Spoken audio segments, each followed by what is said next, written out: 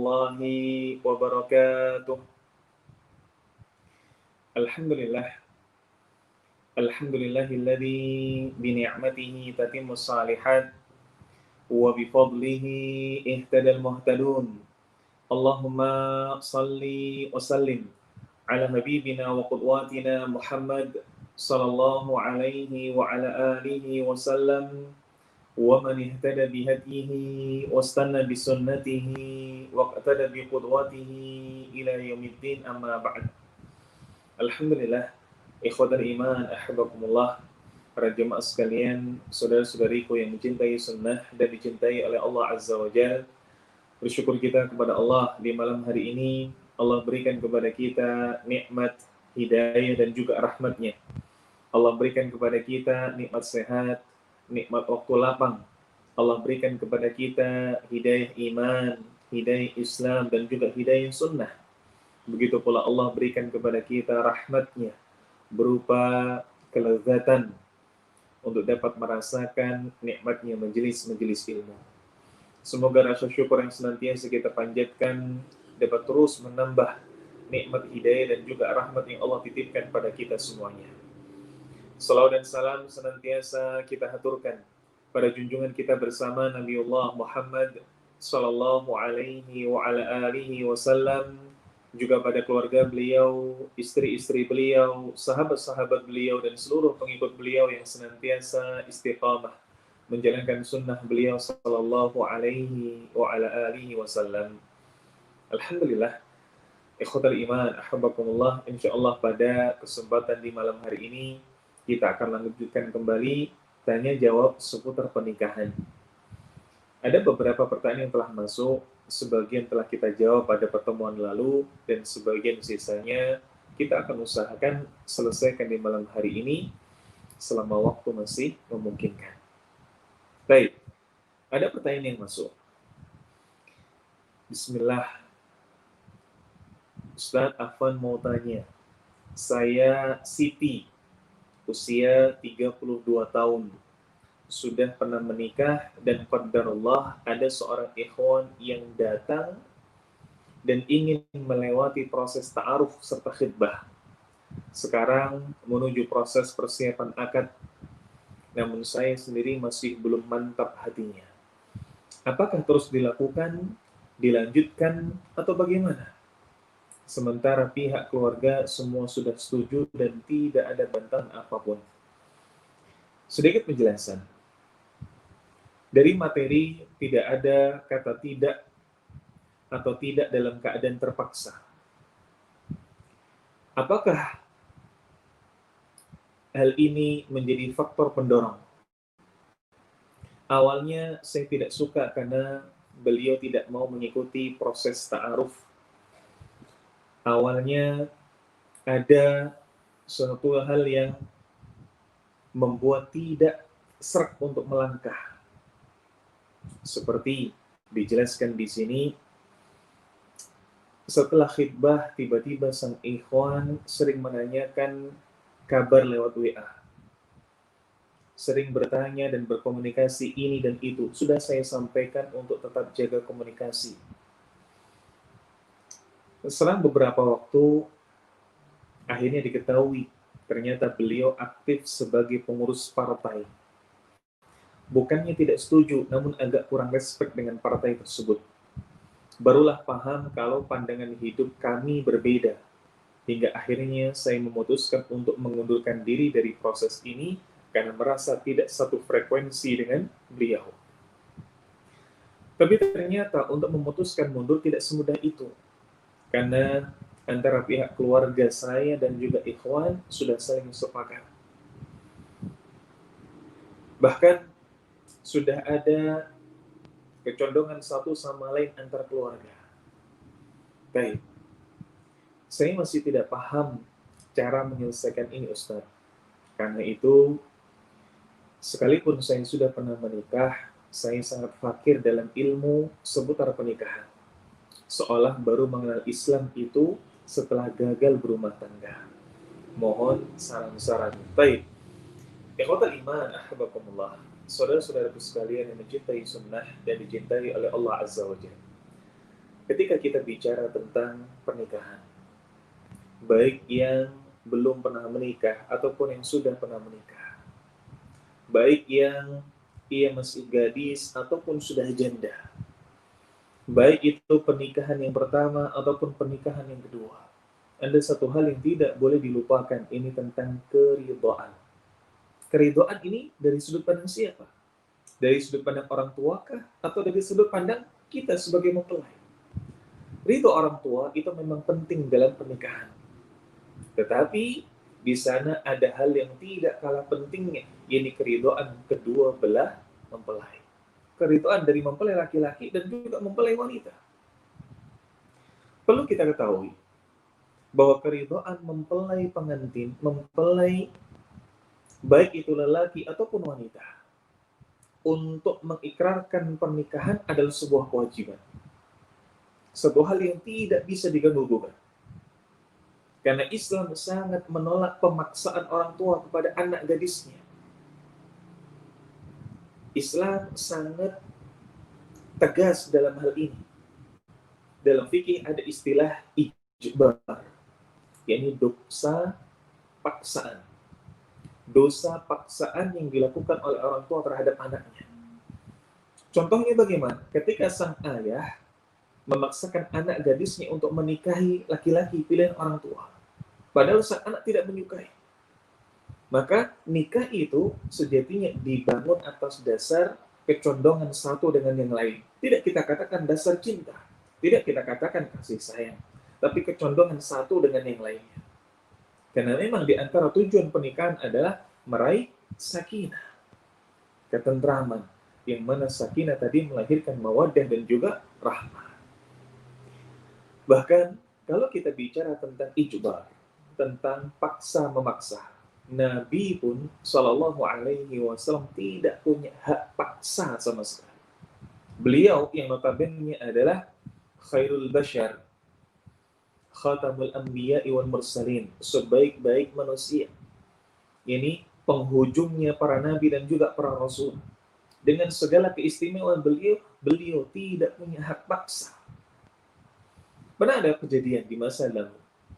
Ini ketika Nabi Shallallahu Alaihi Wasallam bersabda ketika mengomentari kisah sahabiah yang bernama Khansa.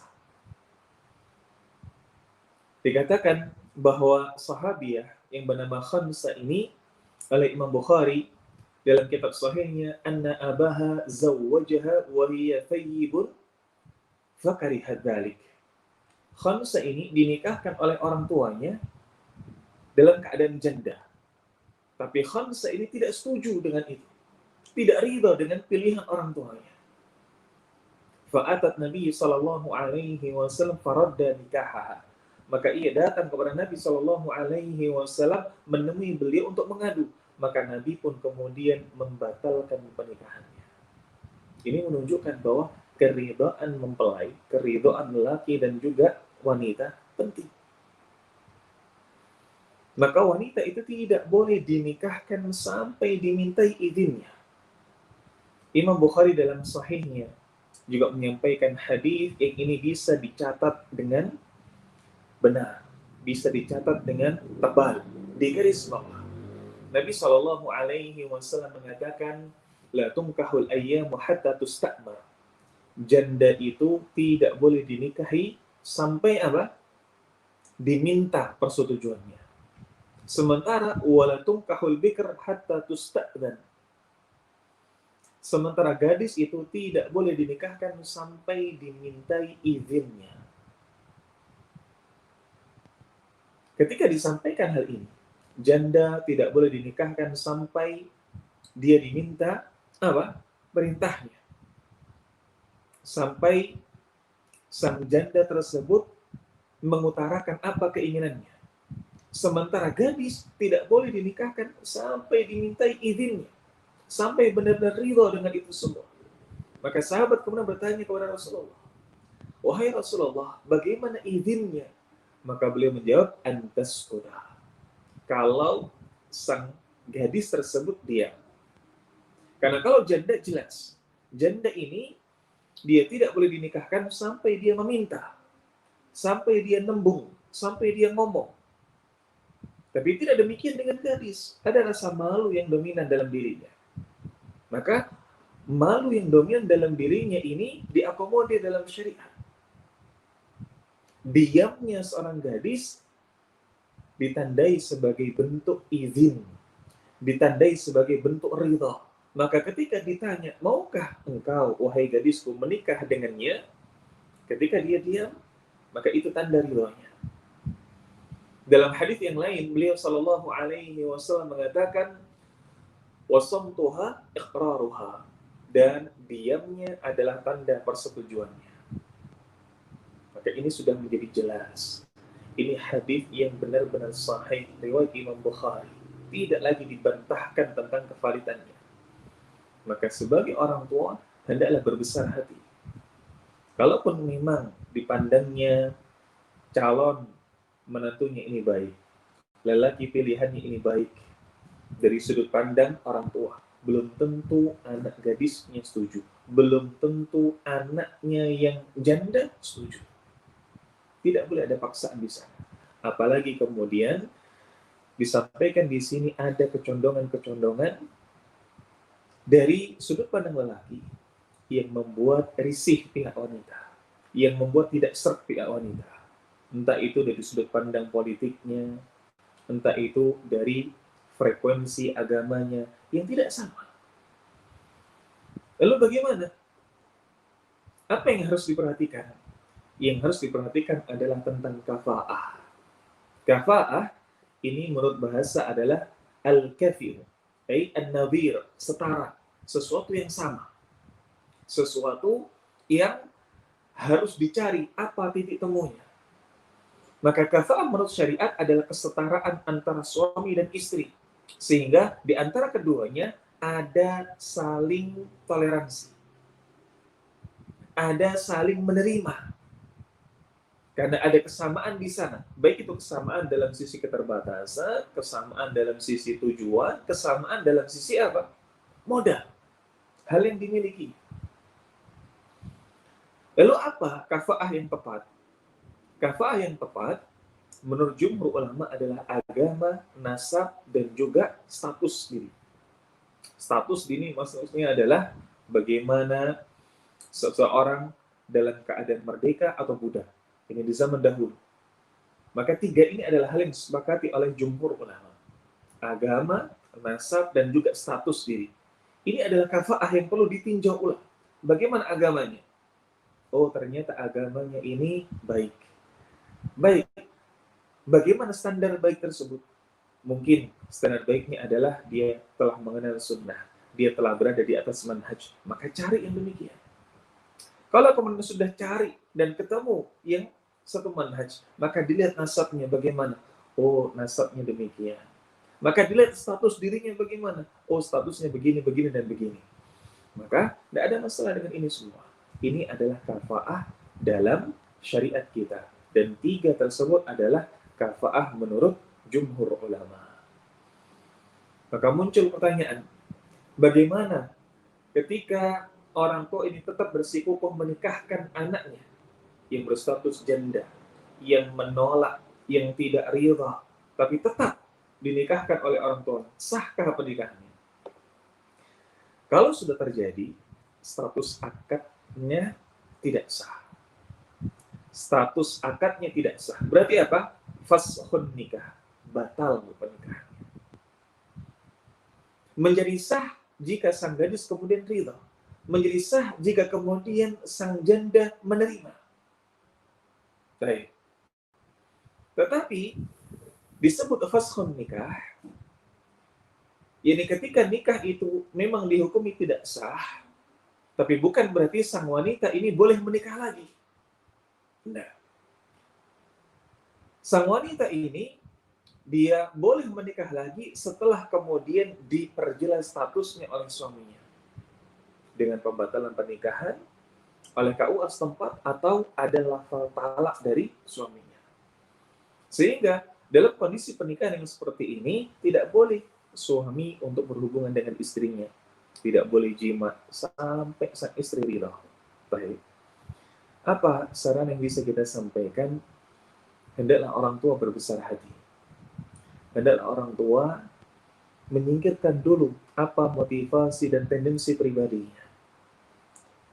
Perhatikan bahwa pernikahan adalah puncak kewajiban orang tua terhadap anak gadisnya. Pernikahan alias menikahkan adalah puncak kewajiban orang tua terhadap anak gadisnya. Termasuk di sini pula adalah janda. Karena puncak kehidupan seorang wanita adalah pada pernikahannya. Apakah kemudian orang tua hendak mengorbankan kebahagiaan anaknya, hendak mengunggulkan ego dalam dirinya yang menginginkan pernikahan begini dan begini, menginginkan menantu begini dan begini, sementara anaknya menjalani kehidupan rumah tangga dengan penuh keterpaksaan? Na'udzubillah wal iyadzubillah. Jangan gadaikan kebahagiaan anak Anda demi ego Anda pribadi. Wallahu a'lam bishawab. Berikutnya, ada yang bertanya, Ustaz, izin mau bertanya, apakah baiknya menyelesaikan masa kuliah dulu atau menyegerakan pernikahan jika sudah ada niat yang kuat bagi seorang perempuan? Baik. Alhamdulillah wassalatu wassalamu ala Rasulillah wa ala alihi wa sahbihi wa mawalah wa la hawla wa la quwwata illa billah. Ketika kita bicara tentang pernikahan, maka kita bicara bukan hanya soal niat, bukan hanya soal keinginan. Karena niat atau keinginan saja tidak cukup. Perlu disesuaikan dengan kebutuhan kita. Sudah menjadi bahasan kita yang lalu, bagaimana hukum asal pernikahan. Para ulama ada silang pendapat, ada yang mengatakan wajib, ada yang mengatakan sunnah. Dan jumhur ulama telah kita sampaikan, hukum asal pernikahan adalah sunnah. Tapi hukum asal ini berbeda dengan hukum personal. Hukum personal dalam menikah itu bermacam-macam, menyesuaikan dengan keadaannya. Ada yang wajib, ada yang mubah, ada yang makruh, ada yang haram. Ini harus dipertimbangkan. Wajib ketika apa? Wajib ketika seseorang itu sudah memiliki modal. Dalam artian ma'isyah. Juga seseorang itu telah memiliki syahwat. Dan dilanda kekhawatiran dapat terjerumus pada zina. Maka yang demikian ini wajib hukumnya untuk menikah. Wajib. Lalu bagaimana nikah secara personal yang dihukumi mubah? Ketika seseorang ini dia punya harta, dia juga punya syahwat, tapi tidak ada kekhawatiran untuk terjerumus pada zina. Biasa saja. Tidak terfitnah dengan lawan jenis, walaupun ia memiliki syahwat normal, tapi tidak terfitnah dengan lawan jenis. Tidak ada dorongan untuk segera menikah. Maka mubah-mubah saja baginya untuk menikah. Adapun makruh, bagaimana hukum pernikahan yang makruh? Hukum pernikahan yang makruh ketika kemudian sang lelaki ini Sang lelaki ini ternyata tidak bisa menjalankan salah satu dari kewajiban rumah tangganya. Misalkan tidak bersyahwat. Kalau bahasa kita mungkin impotensi. Atau mungkin dia fakir, miskin, tidak punya modal. Tapi memaksakan diri untuk menikah, maka makruh hukumnya seperti ini. Tidak boleh kemudian diperturutkan begitu saja. Karena ketika ini dilanjutkan, bisa jadi ia membawa madarat bagi pihak sang wanita. Lalu bagaimana mahram atau bagaimana nikah yang haram? Nikah yang haram apabila orang tersebut benar-benar tidak bisa menunaikan perkara yang berhubungan dengan kehidupan rumah tangga. Bahkan pernikahannya itu memiliki tujuan buruk. Misalnya pernikahannya ingin membalaskan dendam. Pernikahannya dia ingin berbuat aniaya kepada sang istrinya. Pernikahannya dia ingin ingin balas dendam terhadap masa lalu yang telah dia berikan kepada sang lelaki.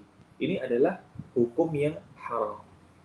Maka ketika Anda ingin melangkah menuju jenjang pernikahan, bukan hanya pertimbangan niat dan juga keinginan, tapi juga pertimbangkan tentang kebutuhan. Bagaimana diri Anda? Sudahkah butuh untuk menikah? Sudahkah Anda merasa wajib untuk menikah? Atau justru masih mubah saja? Kalau masih mubah, dan dengan menikah kemudian membuat sebagian waktu hilang karena untuk kewajiban, sehingga amanah dari orang tua untuk belajar terganggu, maka jangan menikah dulu. Kalau kemudian Anda punya syahwat, berkeinginan, tapi di sisi yang lain masih kurang, tidak bisa memberikan nafkah, tidak ada support untuk hal tersebut, maka ketika Anda paksakan, makruh hukum. Dan ketika Anda benar-benar tidak bisa melaksanakan kewajiban-kewajiban pernikahan, bahkan punya tujuan yang buruk dalam pernikahan, maka hukumnya haram. Nah, Allahu a'lam bishawab. Berikutnya, pertanyaan yang ketiga. Ustadz izin mau bertanya. Di materi kemarin dijelaskan bahwasanya lafal ijab qabul itu dari calon mempelai pria boleh diwakilkan. Itu sebabnya orang lain sah-sah saja untuk menggantikan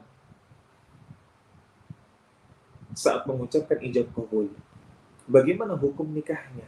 Terus dalam keadaan apa ini bisa terjadi?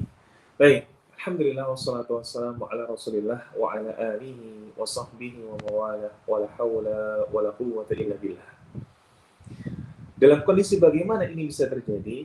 Ini secara fikih disebut taukil atau perwakilan. Ini ketika seseorang ini melakukan suatu akad dengan bukan dirinya sendiri, tetapi melalui perwakilan. Dan ini berlaku pada semua akad. Transaksi jual beli bisa dengan taukil. Pernikahan yang notabene adalah transaksi atau akad perjanjian yang berat, mitsaqan ghalidha, juga bisa. Yang harus ada saat prosesi pernikahan itu, wallahu a'lam bishawab, adalah wali dan juga mempelai laki-laki. Kalau kehadiran mempelai wanita ini tidak harus ada. Dia boleh dengan terpisah. Tetapi yang harus ada ini adalah wali dan juga mempelai laki-laki. Sebagian ada yang bertanya, bagaimana kalau dengan jarak yang terpisah? Misalkan sang wanita ada di Jawa Timur, sang lelaki ada di Jakarta, dan wali dari wanita ada di Jogja. Ada di 3 tempat. Bagaimana ini? Usahakan ada perwakilan dari mempelai laki-laki yang bertemu dengan wali dari wanita, atau perwakilan dari wali wanita berjumpa dengan mempelai laki-laki. Usahakan ada pertemuan antara wali wanita dan juga mempelai laki-laki. Kenapa kok tidak bisa langsung pernikahan via telekonferensi, Zoom misalkan, atau apa? Atau video call WA misalkan. Walinya langsung bisa ngobrol dengan anaknya, bisa ngobrol dengan calonnya, bisa ngobrol dengan gadisnya, bisa ngobrol dengan calon menantu laki-lakinya. Kan bisa seperti ini. Baik, wallahu a'lam bishawab. Memang kalau ditinjau dari hadis la nikaha illa biwaliyin wa syahidai adl. Tidak ada pernikahan tanpa wali dan juga 2 orang saksi yang hadir. Pernikahan seperti itu sah-sah saja. Terkesan boleh-boleh saja. Tapi satu hal yang perlu digarisbawahi, bahwa pernikahan ini bukan sekedar akad transaksional biasa, bukan seperti jual beli, tetapi ini adalah mitsaqan ghalidha, perjanjian yang berat. Harus di sana ada hal yang sakral. Dan itu bisa dilakukan ketika ada wali dari sang wanita dan juga mempelai laki-laki. Yang mana itu akan semakin menguatkan bagaimana perpindahan tanggung jawab yang sebelumnya masih ada di tangan sang wali, bapak, dipindahkan kepada sang mempelai laki-laki. Ini disebut dengan taukil atau perwakilan. Nah, wallahu a'lam bishawab. Baik. Berikutnya, Pertanyaan yang keempat, Bismillah. Ustaz, apakah ujian yang sama datang beberapa kali kepada kita merupakan bentuk kasih sayang Allah kepada kita? Atau itu memang sebuah ujian keimanan kita dari Allah Azza wa Jalla? Contohnya, beberapa kali menjalani proses ta'aruf tapi berhenti di pertengahan. Beberapa kali menjalani proses ta'aruf tapi kemudian gagal. Bagaimana cara menyikapi dan juga solusinya? Baik, ikhwatul iman, ahbakumullah. Saudara-saudaraku sekalian yang mencintai sunnah dan dicintai oleh Allah Azza wa Jalla. Pertama, yang harus dilakukan adalah husnudzan. Perbaiki prasangka Anda kepada Allah Azza wa Jalla. Bahwa Allah lah yang paling tahu level kesabaran kita. Allah lah yang paling tahu level kemampuan kita. Allah lah yang paling tahu kebaikan bagi kita. Ini kita harus posisikan dulu. Apapun penilaian kita tentang seseorang, tentang masa depan, sejatinya itu adalah dari kacamata kita saja. Bukan dari kacamata sang pencipta kita yang tahu seluk-beluk tentang diri kita. Husnudzan pada Allah. Ketika kemudian gagal ta'aruf, lanjut tapi kemudian kandas di tengah jalan. Sudah hampir khidbah, tandanya lost contact. Tidak ada lagi komunikasi. Hilang tanpa jejak. Maka berarti Allah memang menghendaki demikian karena mencintai kita. Karena memang Allah tahu kalau itu terjadi, kalau itu berlanjut, akan ada keburukan bagi kita. Ini husnudzan. Lalu berikutnya muhasabah. Karena memang di antara kebiasaan para salafus saleh adalah selalu bermuhasabah. Bahkan khawatir terhadap nikmat yang diperoleh. Apakah itu nikmat atau istidraj? Maka perhatikan. Husnudzan dan muhasabah ini dua hal yang akan selalu hadir dalam kehidupan kita. Bahkan para Amirul Mukminin, para khalifah, di antaranya Umar bin Khattab radhiyallahu anhu, dijelaskan dalam banyak kitab, dijelaskan dalam banyak athar, bagaimana beliau selalu bermuhasabah terhadap dirinya, apa yang dilakukan di hari tersebut. Bisa jadi lisan yang ia anggap tidak mengucapkan kecuali yang baik-baik saja, tapi ternyata ada melukai tetangganya. Bisa jadi langkah kaki yang ia rasa hanya melangkahkan pada yang baik-baik saja, tapi ternyata terlangkahkan pula pada hal yang tidak bermanfaat. Hingga kemudian disebutkan dalam beberapa riwayat bahwa Umar di malam hari memukulkan tongkat kepada kakinya sembari mengatakan, apa yang telah engkau lakukan di hari ini. Ini adalah muhasabah, hal yang baik. Husnudzan lalu muhasabah. Husnudzan bahwa apa yang terjadi itu adalah kebaikan menurut Allah bagi kita. Dan muhasabah, jangan-jangan apa yang kita lakukan saat ini belumlah yang terbaik untuk Allah Azza wa Jalla. Dan di antara kebiasaan salafus saleh adalah senantiasa bermuhasabah ketika mendapatkan nikmat. Bisa jadi itu bukan nikmat, melainkan istidraj. Bahkan sebagian ulama mengatakan, in asaitullah ra'aitu dzalik fi khuluqi zaujati wa ahli wa dabbati. Sungguh, ketika aku bermaksiat kepada Allah, aku akan tahu dampak buruknya dari maksiatku tersebut ada pada akhlak istriku, ada pada akhlak anakku, dan ada pada perangai dari hewan tungganganku. Apa maksudnya? Kalau kita bermaksiat, bisa jadi Allah akan tegur kita melalui istri yang tidak taat. Bisa jadi Allah tegur kita melalui anak yang tidak patuh. Bisa jadi Allah tegur kita melalui apa? Melalui kendaraan yang rusak tanpa sebab dan lain sebagainya. Ini bentuk muhasabah. Husnudzan dan terus muhasabah. Ini kuncinya. Allahu a'lam bishawab. Baik. Pertanyaan berikutnya. Assalamualaikum Ustaz. Waalaikumsalam. Semoga kita semua selalu dalam lindungan Allah. Amin. Saya ingin bertanya. Saya melihat seorang laki-laki, tapi saya tidak mengenalnya. Dan ketika melihatnya, tiba-tiba terucap di pikiran saya, ini jodoh saya. Dan hati saya rasanya tentram melihatnya. Seketika saya sadar dan beristighfar. sekaligus bertanya-tanya, kenapa saya berucap itu? Saya khawatir dan takut ucapan itu membuat saya berdosa. Apakah syaitan yang membuat saya tidak sadar mengucapkan hal tersebut, Ustaz? Apakah saya berdosa? Sedangkan saya banyak bertemu dan berhubungan dengan lelaki yang kebetulan sekolah saya di bidang IT. Saya juga belum pernah merasakan yang namanya jatuh cinta dengan seorang laki-laki. Karena saya orang yang cuek dengan hal-hal semacam itu, terlebih lagi orang tua melarang untuk pacaran. Mohon nasihatnya. Baik. Alhamdulillah, wassalatu wassalamu ala rasulillah wa ala alihi wa sahbihi wa mawalah wa la hawla wa la quwwata illa billah. Ada seseorang yang dikatakan tidak pernah pacaran, bahkan mungkin belum merasakan jatuh cinta. Tapi ketika berjumpa dengan lelaki, tiba-tiba berbisik, ini jodoh saya. Bagaimana perkataan ini? Apakah ini perkataan yang baik atau perkataan yang buruk?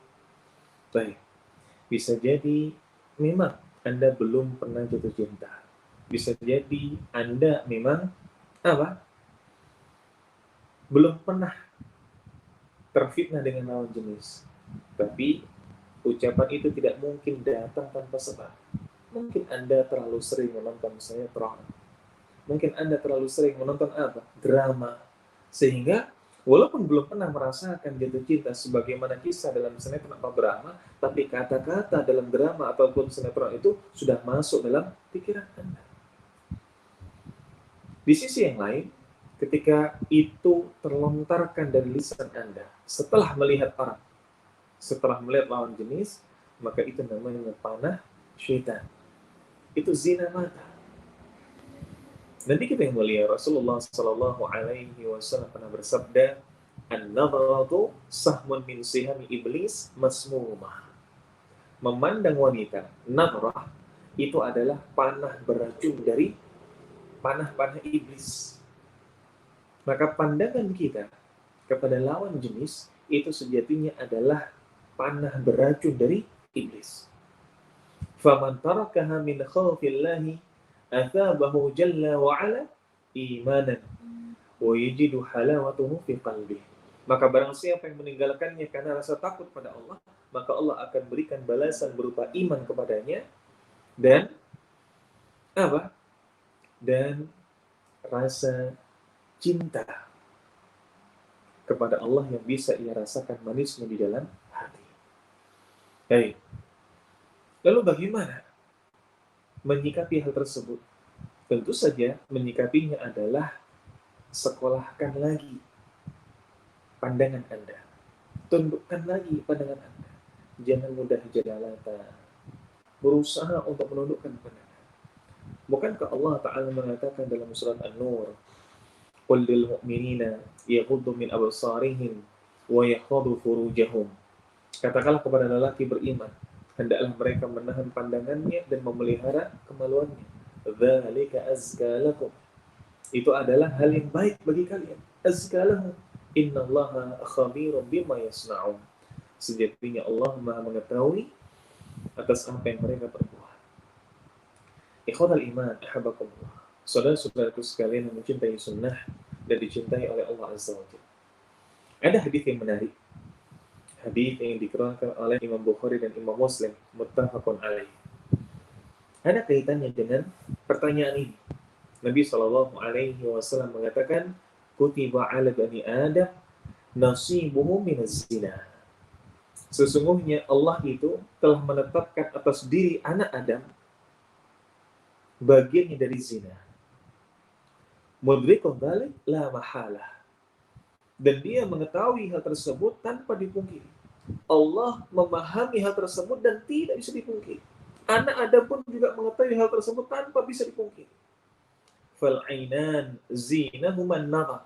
Maka kedua mata zinanya adalah pandangan. Wa udhunan, dan telinga zinahuma al-istima'. Dan telinga ini, pendengaran ini zinanya adalah mendengar. Wal lisan zinahu kalam. Dan lisan ini zinanya adalah kata-kata. Wal yad zinaha al-bats. Dan tangan itu zinanya adalah menyentuh, memegang yang diharamkan. Warrijlu zinaha al-khuta.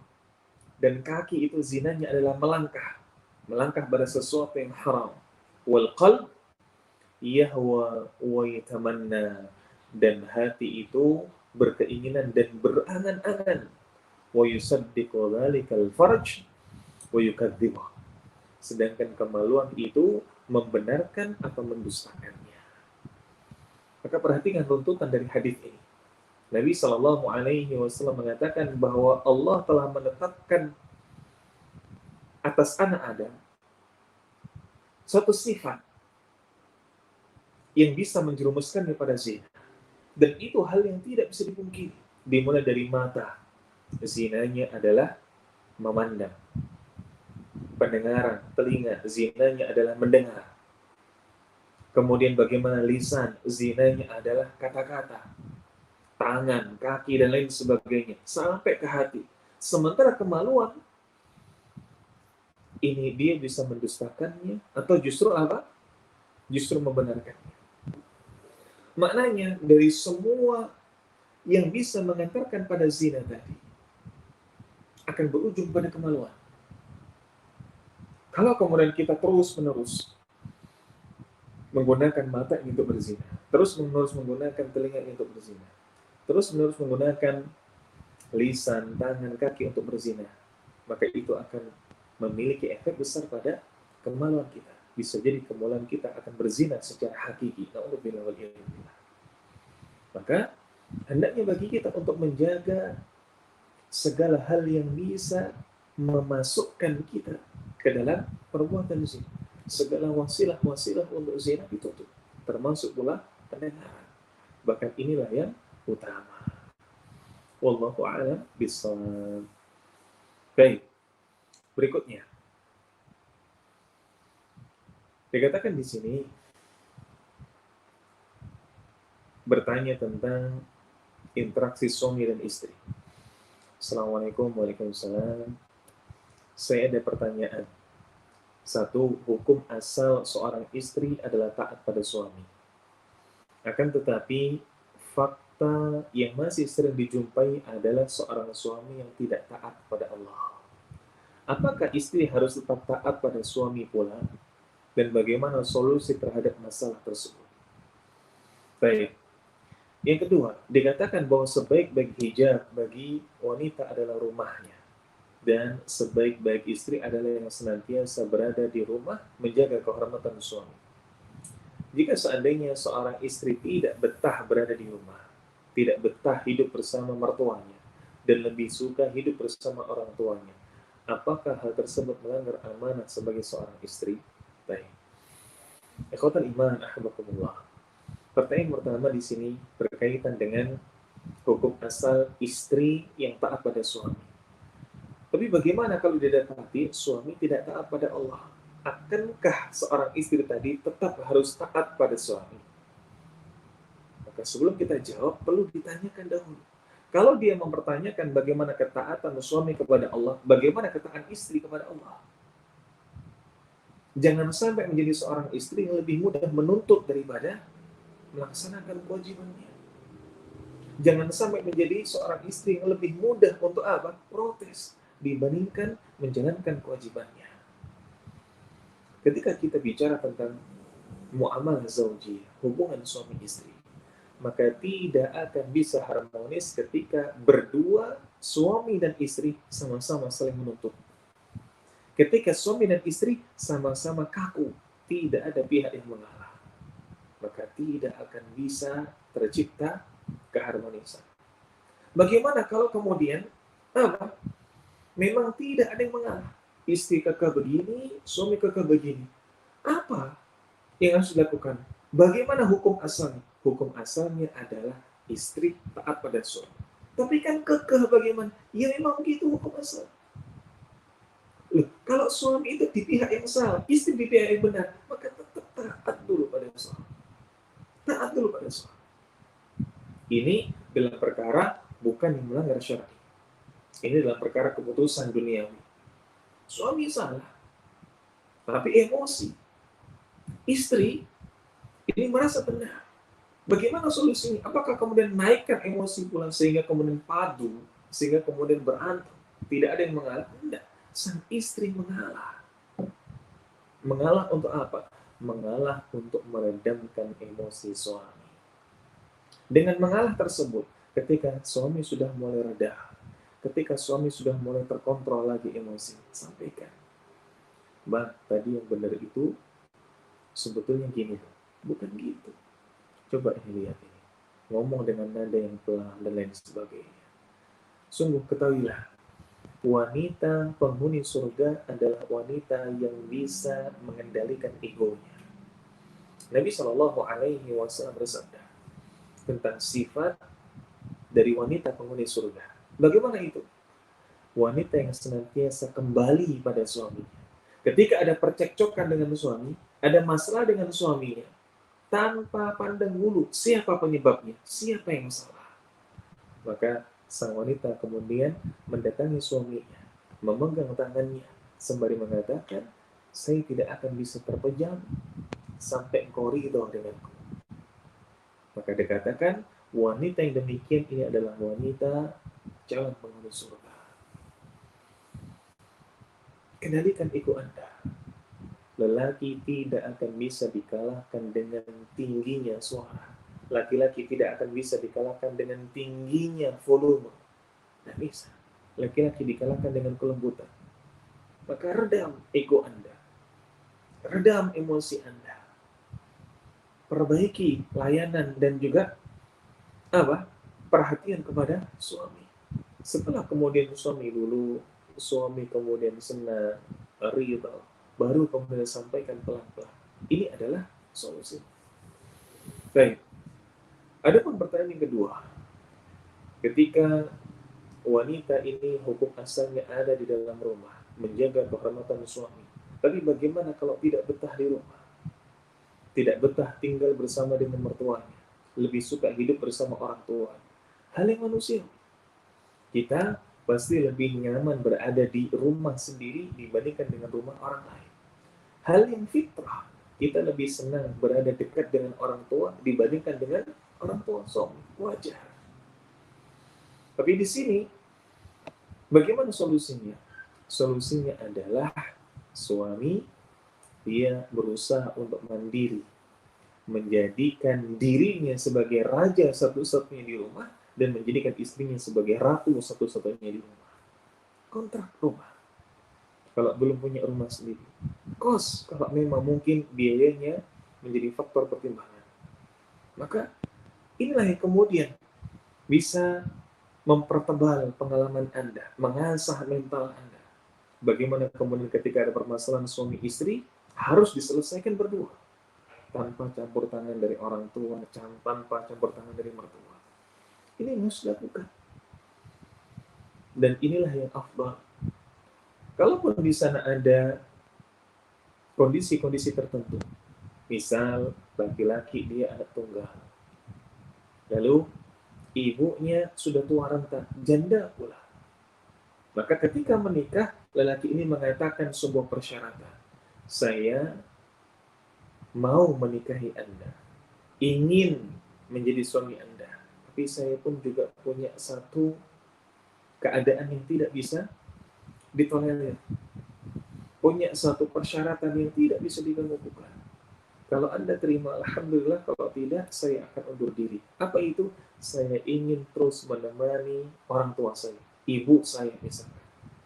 Maka kalau ini diucapkan sebagai sebuah persyaratan dan diterima pula persyaratan ini, maka inilah hukum asal pernikahan tersebut.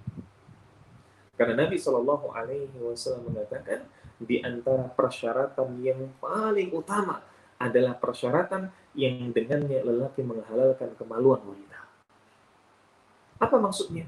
Di antara persyaratan-persyaratan yang harus dipenuhi oleh kaum muslimin dengan sebuah payung hadis, al-muslimun ala syurutihim. Seorang muslim itu sesuai dengan kesepakatan, sesuai dengan perjanjian. Maka di antara semua perjanjian dan persyaratan yang ada, yang paling tinggi adalah perjanjian yang dengannya lelaki menghalalkan kemaluan wanita, alias perjanjian dalam pernikahan. Maka kalau ini sudah menjadi janji dalam sebuah pernikahan, taati. Bagaimana kalau kemudian merasa berat di pertengahan? Lobi suaminya. Lobi suaminya untuk kemudian meralat janjinya. Untuk kemudian menasakh atau menghapus janjinya. Sebab ketika Anda telah menyetujui dan dijadikan itu sebagai syarat pernikahan, tidak bisa ada cara lain kecuali mentaatinya atau yang memberikan persyaratan mencabut persyaratan tersebut. Nah, wallahu a'lam bishawab. Baik, pertanyaan terakhir. Disebutkan di sini, Assalamualaikum warahmatullahi wabarakatuh. Waalaikumsalam warahmatullahi wabarakatuh. Saya hendak bertanya. Dalam memilih calon imam, biasanya yang pemahaman agamanya lebih baik, satu tingkat di atasnya. Tetapi jika yang datang masih sama-sama belajar tentang agama Islam, bagaimana cara menyikapinya? Baik. Ikhwatal iman, ahbakumullah. Saudara-saudaraku sekalian yang mencintai sunnah dan dicintai oleh Allah Azza wa Jalla. Tidak ada yang masalah dengan itu. Tidak ada yang masalah berkaitan dengan siapa yang lebih unggul. Idealnya memang seorang imam, seorang suami, seorang nakhodah adalah yang paling paham dalam urusan agama. Tapi tidak bisa dipungkiri bahwa jumlah lelaki dan wanita itu sangat timpang. Secara jumlah maupun secara kualitas. Kalaupun secara jumlah saja sudah tidak bisa 1:1, belum lagi ketika kemudian lelaki yang datang, belum tentu semuanya berkualitas. Tapi apa mau dikata? Syariat pernikahan tidak bisa gugur dengan itu semua. Bahwa dalam pernikahan ada kebaikan, bahwa dalam fitrah seorang wanita butuh laki-laki. Maka ya sudah, terima, tidak ada masalah ketika memang sudah cocok dan setelah istikharah dimudahkan untuk melangkah. Yang penting satu frekuensi, baik agama ataupun akhlaknya, satu jalur. Agamanya apa? Agamanya baik, akidahnya Ahlus Sunnah wal Jamaah. Pemahamannya bagaimana? Kecondongannya bagaimana? Muyul diniyahnya adalah bagaimana mentaati Allah dan Rasulnya sesuai dengan pemahaman para sahabat, sesuai dengan pemahaman generasi terbaik. Maka ini satu frekuensi. Dia sudah punya pijakan, dia sudah punya prinsip ini. Kalaupun dia belum banyak membekali diri dengan ini, tidak ada masalah. Yang penting ketika disodorkan sesuatu sesuai dengan prinsip ini, maka ia menerima. Ketika disodorkan dalil dan pemahaman sesuai dengan prinsip ini, dia menerima. Tidak ada masalah. Bisa jadi hikmah besarnya adalah Allah memberikan semangat belajar bagi dirinya, bagi sang suami. Semangat belajar yang kuat, semangat belajar yang tinggi, karena termotivasi ingin menjadi imam yang baik bagi Anda. Atau sebaliknya, juga agar Anda pun belajar. Belajar apa? Belajar sabar, belajar mengendalikan ego, belajar untuk tetap menghormati, walaupun ada banyak permasalahan agama yang belum diketahuinya. Tetap ada kebaikan pada keduanya. Nah, Wallahu a'lam bishawab. Ini mungkin yang bisa kita sampaikan pada kesempatan di malam hari ini. Atas banyak kurangnya dan sedikit lebihnya saya mohon maaf. Semoga yang sedikit ini bermanfaat dan semoga duduk dan menyimaknya kita di majelis ilmu ini tetap melahirkan keberkahan, yang dengan keberkahan tersebut Allah cabut segala kesulitan-kesulitan kita dan Allah berikan segala kemudahan dan juga kabulkan hajat-hajat kita semua. Akhiru kalam wa akhiru da'wana alhamdulillahi rabbil alamin. Assalamualaikum warahmatullahi wabarakatuh.